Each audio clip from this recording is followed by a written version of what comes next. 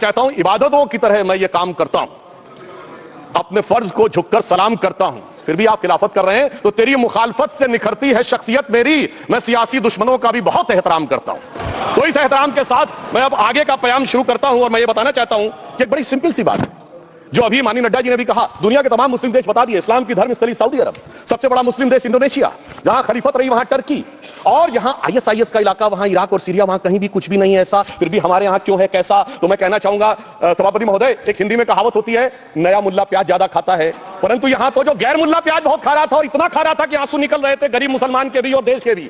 इसलिए मैं कहना चाहता हूं सभापति महोदय, अगर छोड़ दीजिए भारत की बात करिए तो क्या ऐसी कोई शक्ति सिखों के पास है, ईसाइयों के पास है, यहूदियों के पास है, पारसियों के पास है? नहीं है। छोड़ दीजिए, इस्लाम के अंदर आइए। अगर इतना भाईचारा है तो ये सुन्नी वक्फ बोर्ड और शिया वक्फ बोर्ड अलग क्यों है मेरे भाई? जमीन पे एक दूसरे पे एतबार नहीं है, सिर्फ सियासत के लिए साथ में आने की बात है। ये भी जरा सोचने की बात है। और जो अकलियतों में भी अकलियत है, आगा खानी है, बाकी है, जो बोहरा है, उनकी तो कोई गिनती नहीं है। हमारी सरकार ने पहली बार मुस्लिम समाज के अंदर भी ईमानदारी से सबको समान प्रतिनिधित्व देते हुए एक नई सुबह के नए वक्त का आगाज किया है। इसके लिए मैं सरकार को बधाई देना चाहता हूं। और सिर्फ ऐसा ही नहीं है, मुस्लिम समाज के अनेक लोग इस प्रकार के नियमों से बहुत प्रभावित हुए और बहुत प्रताड़ित हुए, जिसके अनेक उदाहरण बहुत लोगों ने बताए होंगे। मोहम्मदन एजुकेशन सोसाइटी कोल्हापुर का केस है, ईदगाह मैदान हुबली का केस है जिसको सुप्रीम कोर्ट ने साफ साफ उसको हुबली धारवाड़ म्युनिसिपल कॉर्पोरेशन को वापस कर दिया। अनीसा यासा वर्सेस तमिलनाडु वक्फ बोर्ड का केस है, तेलंगाना स्टेट वर्सेस मोहम्मद मुजफ्फर का केस है, हिमाचल प्रदेश वक्फ बोर्ड वर्सेस ख्वाजा खलीलुल्लाह का केस है, और सभापति महोदय ताजमहल पर भी दावा कर दिया गया। अब तो मैं पूछना चाहता हूं, और सुप्रीम कोर्ट ने अपने जजमेंट में कहा कि भाई शाहजहां के जमाने का लिखा फरमान लेके आइए, तब हम मानेंगे कि इस पे कोई दावा है या नहीं।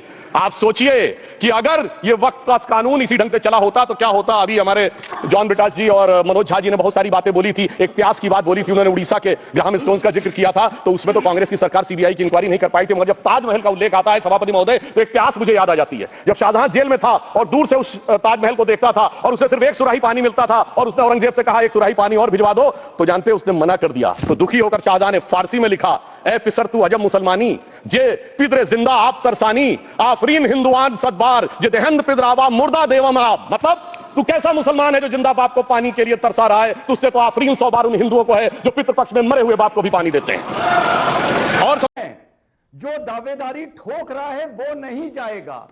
आमतौर पे सिविल केसों में ऐसा होता है कि जो दावेदारी ठोकता है वो अपने कागज लेके ऊपर कोर्ट में जाता है, लेकिन वक्त में यह हो रहा था कि जिस पर दावा ठोका गया है वो लेके जा रहा था। तो कानून को आप गलत बता रहे हैं, पहली चीज छापरा साहब। दूसरी बात, बड़ा पैनल है, फिर अपनी बात खत्म करूंगा। प्रावधान तो है ना। जैसे ही मेरी होम मिनिस्टर तो ये भी कहते हैं कि कई कुछ लोग धमकाना चाह रहे हैं संसद के अंदर कि हम कानून नहीं स्वीकारेंगे। आप इस बात से सहमत हैं? अभी जो बात यहां पर अमीर जमाई ने बोली और नदवी ने कही, और सपा सांसद नदवी साहब ने कहा, उन्होंने कहा जो वक्फ बिल पेश किया जा रहा है वो समानता के अधिकार के खिलाफ है और देश की दूसरी बड़ी जनसंख्या कभी इसे स्वीकार नहीं करेगी। एक बात बताइए, मतलब ये भारत का कानून है, भारत की सरकार का कानून है, इसे तो स्वीकार करना ही पड़ेगा। अब आप सुन लीजिए मेरी बात को बड़े ध्यान से। ये कॉन्स्टिट्यूशन कहता है मुझको, ये कॉन्स्टिट्यूशन मुझको कहता है, और मैं हमेशा कॉन्स्टिट्यूशन लेके घूमता हूं। आप सुन लीजिए इस बात को और अध्ययन करके बोलता हूं।